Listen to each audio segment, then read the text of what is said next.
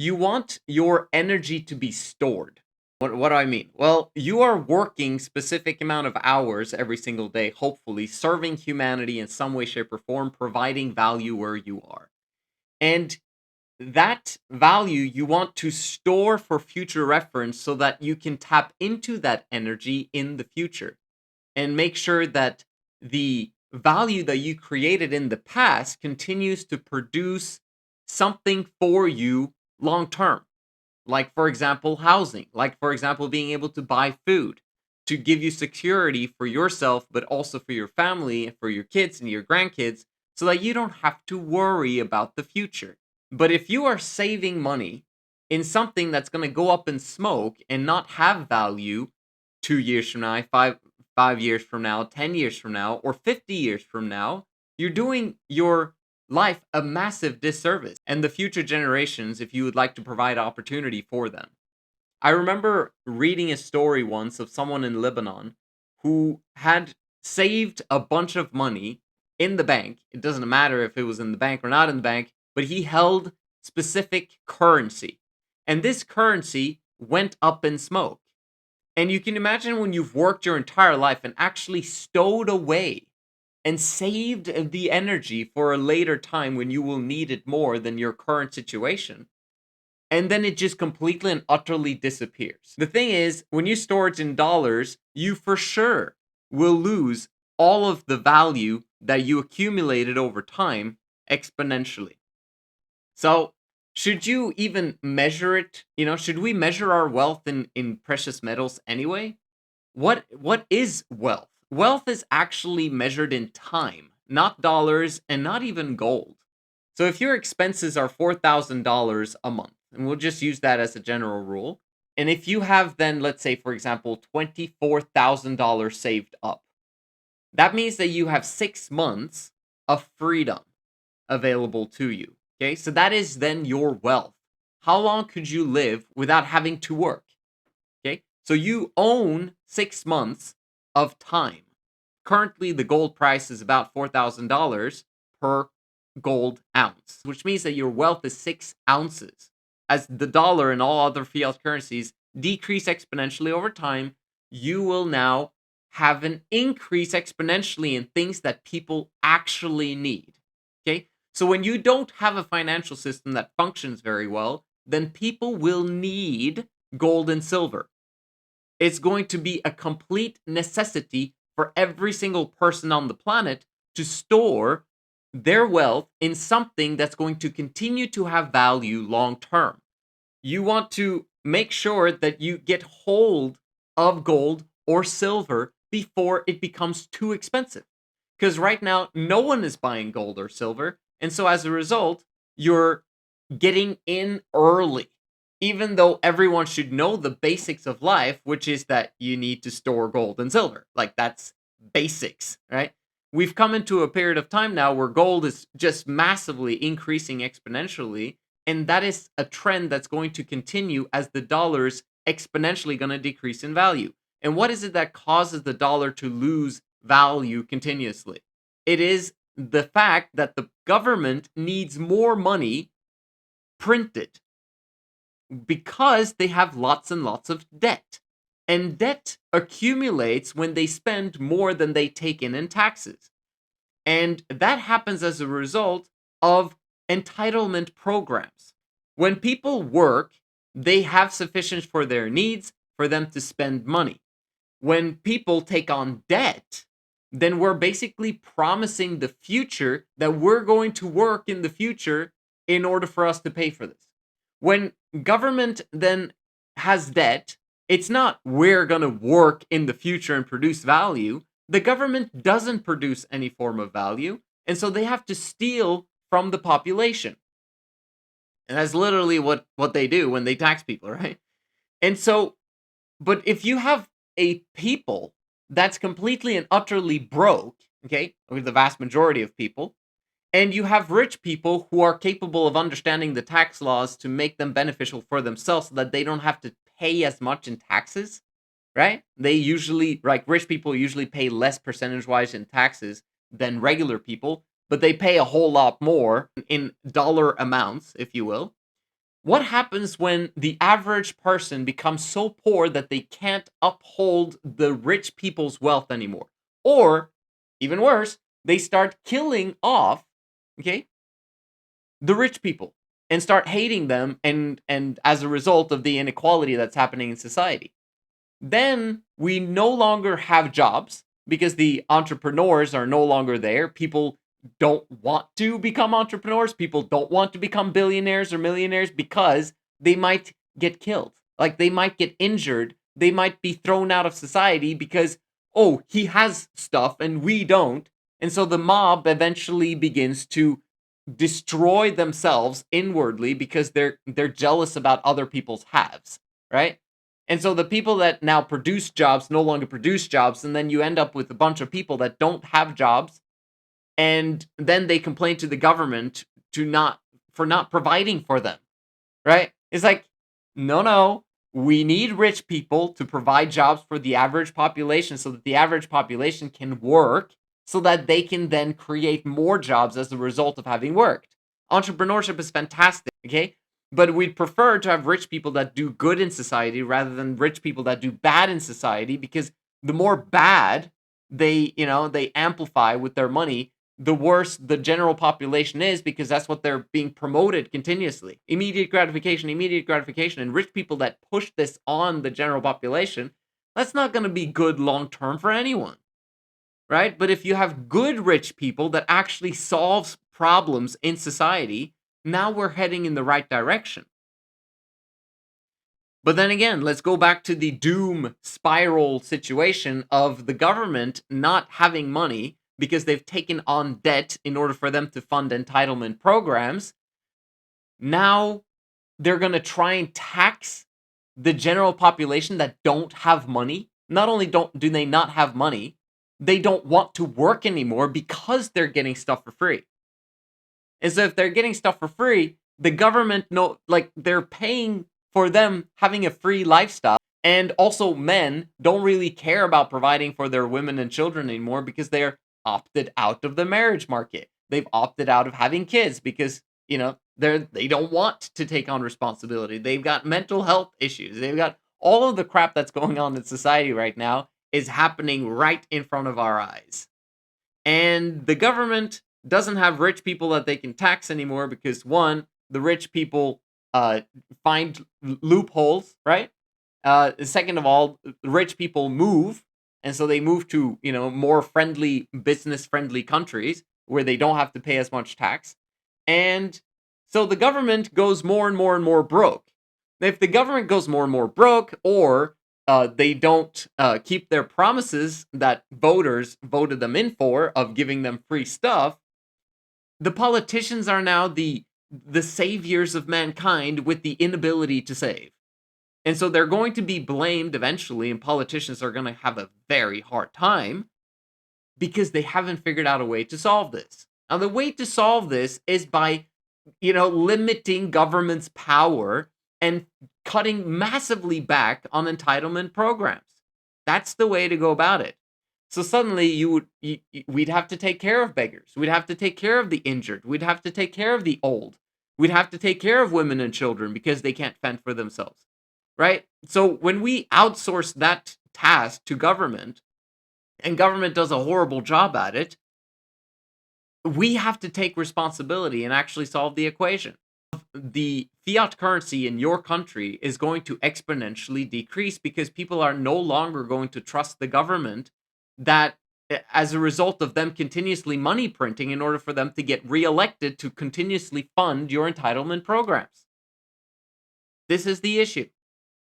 And as a natural result and consequence of them trying to get reelected, because, well, what are they going to do? They're going to fire themselves because that's for the betterment of society? They're individualistic. Usually, the people that are in power, and I'm talking about usually, the people that are in power, they might, have started out wanting to do good for society. But the moment they begin to be full of themselves because they're being paid very high salaries compared to the effort that they're putting in, they're just fighting with each other and not really bringing tons of value to society. And so as a result, you're getting a misallocation of resources of politicians becoming rich and enriching themselves and their friends while the rest of the people have to do what needs to get done. There comes a time when there's a clash because suddenly politicians are not only the ones that are creating the laws, they're the ones that are benefiting from the money printer. And so they're the ones that are the haves versus the have nots. So the dollar and all other fiat currencies are going to exponentially decrease. And what's going to happen to precious metals, gold, silver, Bitcoin potentially? What's going to happen to food prices? What's going to happen to society at large in general? Now, obviously, I'm giving you the intense doom type scenario, but that is where we're headed. Okay? If we don't change something. If you and I don't change, if we don't improve our circumstance, then that's where we're going to go. But the great thing is that we've been given information, we've been given an understanding of how life works. It's just not basic information. It's not basic school. It's not basic education for the normal dude who starts going to school at 6 years old and then he graduates at 18. He doesn't understand. He doesn't think about this stuff because it doesn't get taught in school. He doesn't get taught this by his parents. And so I look upon it as my duty and responsibility to share this information with the world so that we can reduce the calamities and the issues that we're going to have in the future as a result of everything collapsing completely and people completely stopping to do the stuff that they're doing right now for fake fiat dollars. Because that's really what's happening. Like, isn't it incredible that all of us, okay, those that are actually willing to work and that are not looking at the system as something being rigged, we're actually going out there and then we're accepting payment in fake money, like fake monopoly money that we just take for granted as being something that's valuable because the government printed it and they made it a little bit fancy so that you can't counterfeit it. And we're just accepting that as payment and then we store it. We store that stuff. And the worst part is that we store it in banks who don't even own, like, they don't even have it. They take your money, okay, 90 to 99 or 100% of it, and then they go out and then they give that money to someone else that is loaning that money from the bank in order for them to hopefully invest it correctly in the marketplace or in real estate or whatever it is that people are going to take that money and do something with it. But the moment the common people don't have funds to continuously fund these operations and these businesses and this real estate and whatever else that people want to take on debt for, like, what happens? Everything that I just explained is what happens. Okay? So, can we trust the government? No. Can we trust the US dollar or other fiat currencies? No, we cannot. This is where we're headed if we don't solve the equation. The equation is people being good, being kind to each other, overcoming immediate gratification, not relying on entitlement programs, and not beginning to understand that gold and silver and precious metals is where it's at. Because that's the real issue. Is humans no longer collaborating and cooperating to make things better for everyone. And so it's not that politicians need to be punished in the future. It's that we simply do not vote them into power. And we strip them of their vocations as politicians, and we rather put in people that are willing to be volunteers as politicians because it's the right thing to do. The right thing to do is to lead the people in the correct direction instead of actually continuously printing fiat currencies that people are supposed to trust into oblivion to the point where hard assets for the poor people becomes extremely difficult to get a hold of. The biggest issue in society is this. It's the monetary system, which is going to make it more and more difficult for the common dude, for the average Joe, to make ends meet because items are going to go up in price faster than his skill set to create value goes up. And so his salary stays approximately the same, maybe increases a little bit, like managers and owners are going to be scared about increasing the wage, because if they're increasing the wage and suddenly something changes fast with the economy, then they they might lose their business, and it causes a stressful and difficult situation for them, causing them to not be able to lead their organization in the right manner. And so they don't want to increase your wages, because then their business might go out of business, and then suddenly we don't have stuff on the shelves, and then we get even more problems, right? So this is where we're headed. But if you understand that in advance, and we can get 100 million people to understand this, then more and more people will invest in hard assets like gold, silver, land, animals, stuff that actually has massive value. We're going to be so much better off. We're preparing for the collapse before the collapse happens in a way that is sustainable, and it can be growth that actually is beneficial for the people, instead of the unsustainable growth that's happening in society right now. So what do I suggest? I suggest that you start measuring your wealth in ounces, because the faster you start measuring your wealth in ounces, the faster you're going to get your hands on ounces, right? Because you want to be stacking continuously. So if you just change one thing, you start measuring in ounces, which will lead you towards investing in ounces. And once you invest in ounces, now you're stacking correctly towards your future. And once that happens, now you start measuring other items in ounces. So for example, right now, a house in America, on average, a median house, costs 100 ounces of gold to buy.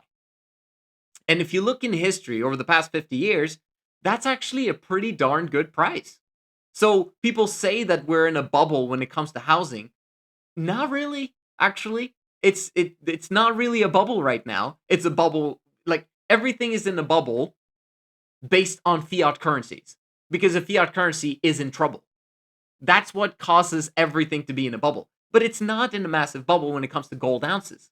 Okay? So if gold suddenly went up to $8,000 while the prices of housing were the same, now suddenly gold is expensive compared to housing, right? So that's kind of interesting to think about, because then it would be only 50 ounces of gold in order for you to buy a house. Okay? So during a hyperinflationary time, maybe that's what's going to happen to the price of gold. It's going to, like, you can buy a house for 1 ounce of gold because everyone's leaving the cities, right? And they don't dare, like, okay, I'll take an ounce of gold because I'm leaving anyway, so good luck, 100 ounces of gold is what it is for a house right now. If it goes to 50, then you know that housing is extremely cheap. If it goes to 10 ounces of gold per house, okay, now the housing is extremely cheap, okay? So this is how it works. If you think about food, what's going to happen to food long term? What's going to happen to land? Land is a scarce resource that you can't very easily get a hold of if everyone is trying to get land. But that's not the current situation right now, is it? The current situation is that everyone moves into the cities.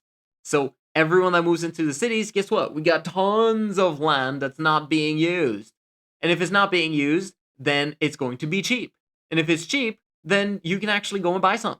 The current situation that we're in right now is half of the population globally are in cities, which means that half of the, like, 99% of the global surface has space, which means that land is extremely cheap. What's going to happen to land long term? Well, everyone's going to scatter out. They're not going to live in cities long term because of the problems that are coming, because the biggest problems are going to be where there's a lot of people, right? Fighting for scarce resources. Well, if you're distributed across land masses, then we're in a better situation. Is you're going to be able to fend people off a lot better and more easily when you're not living in the city. Am I saying that this is going to happen right now? No. Okay? This at least is going to take 5 years to happen, maybe 10 years. It depends on how quickly the trust is reduced in fiat currencies. But if more people are educated about it, that's not a negative thing. But right now there's we're in a kind of tough situation where people don't trust politicians, but they still trust the dollar, but they don't trust gold and silver. Do you see what I'm saying? So if you begin to trust gold and silver, and you don't trust politicians, and you don't trust that things are going to, the system, then you invest in gold and silver, and then you're set. 100 million people is 1% of the global population. We don't need the entire global population to accept this. We just need leaders, okay? A small, tiny fraction of percentage of people who understand this stuff that can teach 100 people very quickly. And we are in the information age. We have social media and all that stuff. Everything's going to work out because technology has made it possible for it to work out because information can now quickly enter into tons of people's hands when things become drastic and dramatic. Then you have people that are calmly, excitedly, and knowledgeable on the subject. Their information, the education system, is going to easily get into the hands of as many people as possible, as quickly as possible when bad things are happening. We just have to prevent people from beginning the violent cycle of things, because that's when all of society begins to have problems. It's beyond me why there are rich people that are not allocating resources to fund and to educate the public on how this actually works. Obviously, there's tons of rich people that do it, but there's tons of rich people that are just like, oh, let's compete with the AI race and let's try and basically destroy the planet as fast as we possibly can. That's not correct allocation of resources. Resources should be allocated towards educating the public, because it's the masses that's going to determine where we're headed as a population. Like, you don't want to increase the unlimited capability of destruction before you are giving it into the hands of someone who's mentally healthy, right? So we're moving in a little bit of a wrong direction, but the moment we start allocating resources to educating the public in the correct way, now we're allocating resources properly. Because then we are helping people to have a good life. And if the average person has a good life, and we're moving away from that now, we had a very nice period of time where the middle class was huge, and the middle class being huge is a fantastic thing for everyone. Right now, it's shrinking. We just have the poor and the rich.